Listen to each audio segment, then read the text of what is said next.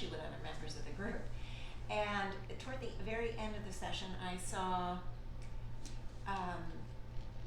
one of the higher heart consciousness group sort of standing in the background, kind of in the shadows. And I'm like, what is that? Because Marias and Paul and all these others, when they come forward, they step forward like, are equals and everything is fine.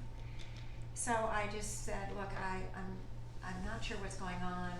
And I just kept going into it, and I realized that it was Judas. And I also realized that Zeke had been Judas in this planet.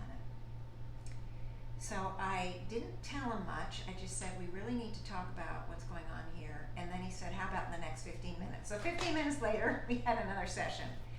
And so it was fascinating. And basically what came out, and I probably not going to remember the complexity of it, but he was very aware, Judas, back in that time, and he knew what Jesus was planning to do, to lay aside the body, and was not going to be doing the transformation while he was living and having his beingness. And so he had many conversations with Jesus, trying to dissuade him from it. And he knew that, well, first of all, instead of talking like, trying to come, because Jesus had his own reasons for doing it the way he did it. Instead of having communication and really talking and trying to come up with a solution to the problem because of the difficulties with humanity's not really fully understanding what was going on. They were not ready. They had great sort of conflict. They were two people who knew they were right, so to speak. But Judas, he just kept trying, and he's kind of, in a way, an unsung hero, because he was doing his best to help the infusion go properly. And he even knew that if he couldn't convince Jesus, that he would be labeled as a traitor. And yet he still did it. He still tried. I'm starting to cry. So it's like he took the bag. He took the bag. Now, he didn't go into great detail about the kiss on the cheek and all of that. He didn't say anything about that. What led to all of that, I'm not too sure. But he came over, a lot of things came up for Zeke. One, there was times where he felt he knew better than Jesus and he should have been the Messiah. So he had an arrogance pattern back then. And it's actually something that we worked on with Zeke, and he actually said one time when I worked on him in one of the healing groups, he said, I've never told anyone, but I always thought I should be the Messiah. That's what Zeke told me years ago. So part of that, you see, comes from this life where he felt that he understood how the infusion should unfold.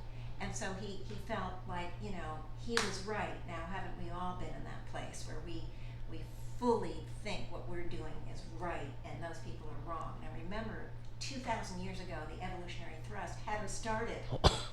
It was dense, really hard to pick up those higher energies. They all did the best they could. So this is all understandable that there would have been conflict and disagreement and misunderstandings. So that was one thing. But when it happened, he also became a pariah.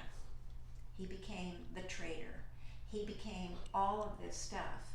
And even though he knew up front it would happen, tremendous impact on him.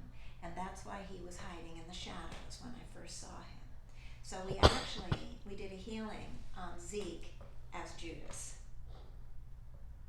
The whole thing, it's bringing tears to my eyes because we've actually worked healing on Marias and Paul. We've worked healings on. Do you remember that back in the Higher Heart Consciousness group? You might not remember, but we actually worked on them all because they all have the human facade like we do. And you have it on your radio. I have it on my radio, yeah. So we did. We worked on it, and and that's why I was trying to get the fifth dimensional name, because I was trying to distinguish between Judas the man and Judas the fifth dimensional, which is really Zeke, and I mean it was so confusing with three parts here, but it was really quite phenomenal, and that part of him that was showing as hiding in the shadows really changed. Eventually he was able to come out. I don't remember too well, but the symbol did change, and he seemed to be more whole and more self-accepting. There could be definitely more healing that could be done on him, but it came all from good intention. It came from real good intention. He's like an unsung hero. Instead, he's been labeled a traitor because there just wasn't enough understanding back then. So that's what happened. And I've never ever gotten anybody ever in all the time I've done, in all the many hundreds and hundreds and hundreds of past lives, ever gotten past life where somebody was known. It's the first time. So this isn't something It's fascinating. that's common for me, but it was.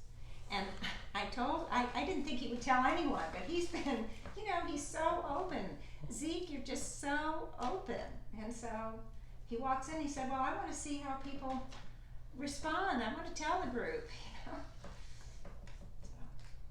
It makes me think of the Scorsese film The Departed, where you have one cop that's like really bad, but not saying that Jesus is bad, but No. one cop that's really bad that's playing good, and the other one that's like really good but he's playing bad, so that you know what I mean. Right. He can get things. Have you ever seen that film, Zeke? Don't put your camera on me. No, I haven't. I don't know what. Thank you. Are you actually filming me? Yeah. Okay. Well, no one else will let me film them, so who do I put the We camera? had to be camera ready. Okay. Anyway, any comments